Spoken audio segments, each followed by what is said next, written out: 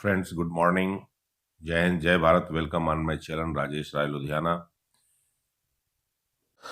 2024 का वेलकम करने से पहले ये ज़रूरी है कि हम 2023 का रिव्यू एक बार कर लें।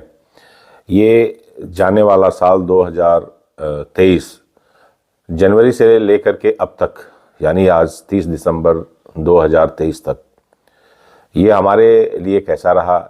हमारी खट्टी मीठी यादें जो भी जुड़ी रहीं, हमने ऐसा कौन सा ऐसे काम किए जिसका रिजल्ट हमारे लिए अच्छे के रूप में साबित हुआ, हमारे लिए गलत साबित हुआ। सॉरी। इन सब चीज़ों का एक बार अगर हम रिव्यू कर लेंगे तो शायद मुझे लगता है कि सन 2024 का हम अच्छी तरह से स्वागत कर पाएंगे। देखिए, कैलेंडर बदल गया। 2023 के सारे पेज खत्म हो चुके हैं। 2024 का पहला पेज शुरू होगा।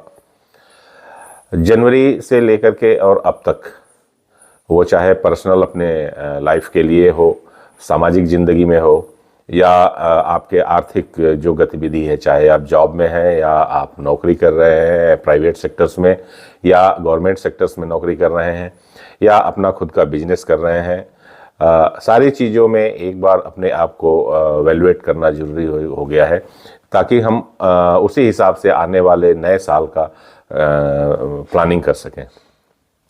देखिए, मैं अपने बारे में आपको बता दूं कि ये साल मेरे लिए मिला जुला रहा है। Personal relations, family relations, family bondings के पॉइंट ऑफ व्यू से अगर मैं इस पूरे साल को देखूं तो मेरे लिए ये कोई बहुत मैं इसको अच्छी रेटिंग तो नहीं दूंगा। ठीक रहा है, मिक्स रहा है। साल के बीच तक आते आते सिचुएशंस काफ़ी ख़राब नज़र आ रही थी, लेकिन फिर वापस ये साल के अंत में, मतलब आपके लास्ट अक्टूबर, नवंबर और ऑनवर्ड सारी चीज़ें सेटल हो गई और सब कुछ बढ़िया चल रहा है। सामाजिक लाइफ में जहाँ तक मैं बात करूँ तो देखिए, जब अगर आप फैमिली के अंदर अपने आप को सही नहीं पाएंगे तो समाज में भी चीज़ें कहीं ना कहीं डिस्टर्ब होती हैं। तो वहाँ भी बहुत कुछ अच्छा मैं नहीं कर पाया, लेकिन ये ज़रूर है कि उसके लिए ग्राउंड तैयार हुआ और लास्ट के साल के अंत में आते आते लास्ट के 3-4 महीनों से वो भी सारी चीज़ें हमारी सेटल हो गई और सब कुछ ठीक ठाक चलने लगा। कुछ रिलेशंस कुछ ऐसे रहे, बहुत से ऐसी जगहों पे जहां हम बहुत दिल से जुड़े, और कुछ ऐसी जगह रही जहां पर हमें लगा कि अब हम यहाँ से कट अपने आप को हमें कर लेना चाहिए, और हमने अपने आप को उधर से मोड़ लिया। तो कुछ चीज़ें हमने जोड़ा, कुछ चीज़ों से अपने आप को अलग किया। जहाँ तक बिजनेस का सवाल है, देखिए, बिजनेस में ये सारा कुछ इफ़ेक्ट करता है ऑल ओवर इंडिया और इंटरनेशनल मार्केट को लेकर के। तो ये इसमें हमने काफ़ी कुछ, ये साल हमारे लिए परिवर्तन का रहा, और हमने जो भी कुछ ऐड ऑन किया उसमें हम सक्सेस होते चले गए। हमारा बिजनेस प्लान बहुत बढ़िया रहा और हमने काफ़ी अचीवमेंट्स रही हैं इस साल में, 2023 में, हमारे बिजनेस में। और ये जो ग्राउंड एक तैयार हुआ है वो नो डाउट मुझे लगता है कि 2024 में हमने जो प्लान किया था 2023 में, वो 2024 के स्टार्टिंग से वो हमारे प्लान जो एग्जीक्यूट होने शुरू हो जाएंगे और उसमें हम काफ़ी अच्छा करेंगे। वैसे तो जो हमने 2023 में बिजनेस के पॉइंट ऑफ व्यू से जो प्लानिंग्स किया था, देखिए, वो प्लानिंग्स हमारी काफ़ी कुछ मैच्योर्ड हो चुकी हैं और उसमें हम काफ़ी अच्छा परफॉर्म कर रहे हैं। पारिवारिक दृष्टि से अगर हम देखें तो भी, सामाजिक दृष्टि से देखें तो भी, और आर्थिक दृष्टि से, ये तीनों तरीके से अगर मैं देखता हूं 2023 को, तो यही मुझे महसूस होता है कि ये साल मेरे लिए ना ही तो, मतलब देखिए, चूंकि एंड कहते हैं ना कि अंत भला तो सब भला, सॉरी। तो ये जो अंत भला तो सब भला वाली अगर बात को हम मानते हैं तो मेरे लिए ये साल अच्छा रहा। अब 2024 की उसी बेसिस पर हम तैयारियां कर रहे हैं और मैं उम्मीद करता हूं कि हमारा 2024 काफ़ी अच्छा होगा। ओवरऑल मैं ये कह रहा हूं कि जो आने वाला मेरा 2024 है उसके लिए एक अच्छा ग्राउंड तैयार हो चुका है। पारिवारिक दृष्टि से भी सारी चीज़ें सेटल हैं। सामाजिक दृष्टि से भी जितना होना चाहिए वो सारा कुछ हमने सेटल किया हुआ है, और आर्थिक दृष्टि से भी, बिजनेस के पॉइंट ऑफ व्यू से सारी चीज़ें ट्रैक पर चल रही हैं। जैसा कि आप सब जानते हैं, या जो लोग नए हैं उनके लिए मैं बता दूं कि मेरा पंजाब में जो बिजनेस सेटअप है उसके साथ साथ एक छोटा सा बिजनेस सेटअप मैंने यूपी में भी डाला था। ये यूपी का बिजनेस सेटअप मेरा पिछले 8-10 साल हो गए होंगे। जब जीएसटी इम्प्लीमेंट नहीं हुआ था तब से वो है, मतलब वैट जब था तब से ही वो मेरा बिजनेस सेटअप है। मुझे थोड़ा सा डिसअपॉइंट हुआ मैं यूपी के पूरे, देखिए आज की डेट में उत्तर प्रदेश के अंदर इन्वेस्टमेंट की काफ़ी चीज़ों के ऊपर डिस्कशन चल रहा है, लेकिन मेरी डिसअपॉइंटमेंट ये है थोड़ी सी कि यूपी अभी राजनीतिक मंचों के ऊपर ही सिर्फ बिजनेस के पॉइंट ऑफ व्यू से अपने आप को सेटल कर पाया है। भ्रष्टाचार जो है वहाँ के डिपार्टमेंट्स के अंदर रगों में भरा हुआ है, और अभी तक मैं अपने जो 10 साल का अनुभव आपको बता रहा हूँ। देखिए, मैं पंजाब में, मेरा मेन बिजनेस है, मैं पंजाब में बिजनेस करता हूँ, और अगर मैं कंपेयर में कहूँ तो अभी उत्तर प्रदेश में जो बिजनेस की बात हो रही है, ये अभी एक, देखिए जो वहाँ के सीएम साहब हैं वो तो काफ़ी अच्छी अच्छी चीज़ें लेके आ रहे हैं और काफ़ी अच्छा कर रहे हैं, लेकिन जो वहाँ का सरकारी महकमा है, जो डिपार्टमेंट्स हैं, जंग लग चुका है।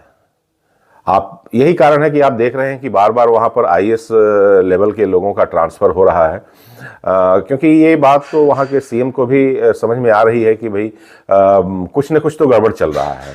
इन सब सारी चीज़ों के बावजूद भी अगर चीज़ें इम्प्रूव नहीं हो रही हैं तो कहीं ना कहीं कोई प्रॉब्लम है। तो ये मैं आपको एक उसका भुक्तभोगी हूँ, प्रैक्टिकल में जो अनुभव मैंने किया है वो मैं बता रहा हूँ। वहाँ के सेल टैक्स डिपार्टमेंट के अंदर जो अनियमितताएं चल रही हैं, और जिस तरीके से, क्योंकि वो ये मानते हैं कि यहाँ जो कुछ भी है सिस्टम चल रहा है वो चोर है, और मुझे सैलरी के अलावा भी इनकम चाहिए, तो इसके लिए वो ताने बाने जिस तरह से पहले बुना करते थे वो आज भी बुन रहे हैं। इसमें जो वहाँ नए लोग जा रहे हैं उनके लिए प्रॉब्लम्स, जो वहाँ के पुराने लोग हैं वो तो हैबिचुअल है, वो जानते हैं कि हमें लीगली कुछ भी नहीं करना है, इलीगली सारा कुछ करना है, मतलब गैर कानूनी तरीके से हमारे सारे काम हो जाएंगे, और वो जाते हैं। ऑफिसेज की एंट्री खुली हुई है, जीएसटी के आने के बाद आपको मालूम है कि सारा कुछ ऑनलाइन कर दिया गया है और वहाँ आप सब कुछ कर सकते हैं। ये एक वो दांत है जो दिखाने के लिए है। आज भी यूपी के अंदर वो सारी चीज़ें चल रही हैं, आप जाइए, उनसे मिलिए, आपका सारा काम होगा। नहीं होगा तो तरह तरह के हथकंडे अपना करके आपको नोटिस पर नोटिस जारी करते रहेंगे। उनके अपने तर्क हैं, उनकी अपनी चीज़ें हैं। देखिए, मैं ये बात इतनी डेप्थ में जाके क्यों कह रहा हूँ, मेरे साथ एक ऐसी घटना हुई है, और उसमें जब मैंने वहाँ के सेल टैक्स अधिकारी से बात किया, उसका पिछले 3 दिन से लगातार फ़ोन आ रहा है, और मुझसे वो फ़ोन के ऊपर सॉरी बोल रहा है और अपने सिस्टम को गलत ठहरा रहा है। नोटिस उसने इशू कर दिया। मैं भी वहाँ का एक आम वैसे होता तो मैं भी वकील करता, 5,000 रुपये देता, कुछ पैसे वकील के पॉकेट में जाते, कुछ पैसे डिपार्टमेंट तक जाता और काम हो जाता।